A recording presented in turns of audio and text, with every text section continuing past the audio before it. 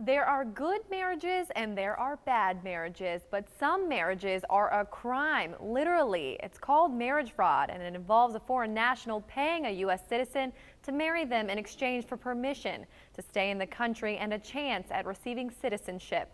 I sat down with investigators as they work to determine the difference between true love and fake love.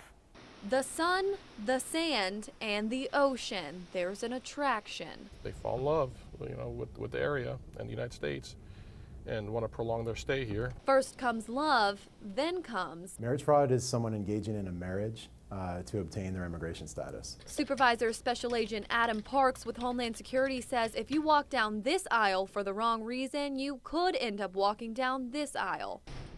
Anybody engaged in this kind of crime can expect 5 years in federal prison.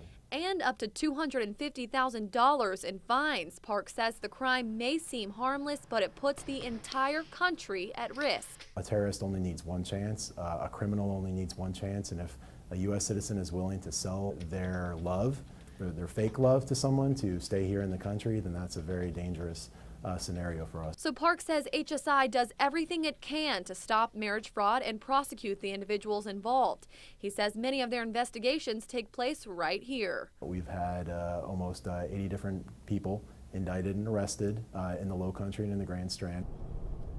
This HSI special agent, who wishes to remain anonymous, says he visits Myrtle Beach on a weekly basis to investigate marriage fraud. We find out through a source or a concerned citizen where they basically say, hey, I know for a fact that one of my friends married so-and-so from this country for $3,000. That's when he sets out to prove it, oftentimes through surveillance. We try to determine where people live, if they live together, or where they work. Looking for sure signs the marriage is fake. In a valid marital relationship, usually couples hang out at night. They spend time together.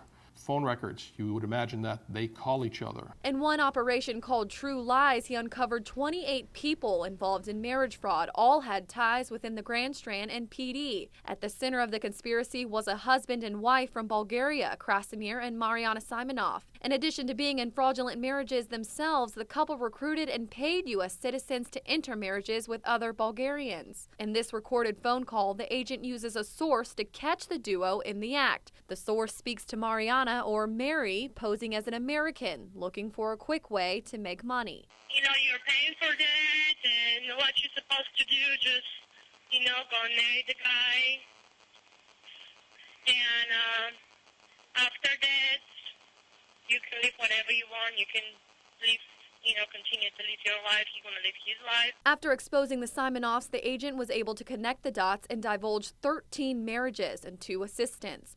All but one of the 28 individuals involved were convicted on federal charges. While foreign nationals are often the ones initiating the marriages, the U.S. citizens that consent to it are also held responsible for the crime. My main goal is to help him out so he can build his future here in this country. In an interview with News 13, this Horry County resident admits to engaging in marriage fraud with her friend from Ukraine. It was seen as a business transaction.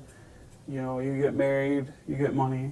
You go to the first interview, you get money. $10,000. She says her friend told her there'd be no issues and it would be pretty much a cakewalk. But it wasn't, not even close. I had a Homeland Security officer and the immigration officer show up to my job, and that's when I knew this was too much. It was too much. All of the trust she had put in her friend doing him a favor was shattered in an instant. I was the one facing the agents. I was the one having to answer questions. I was the one embarrassed at work when they showed up, not him.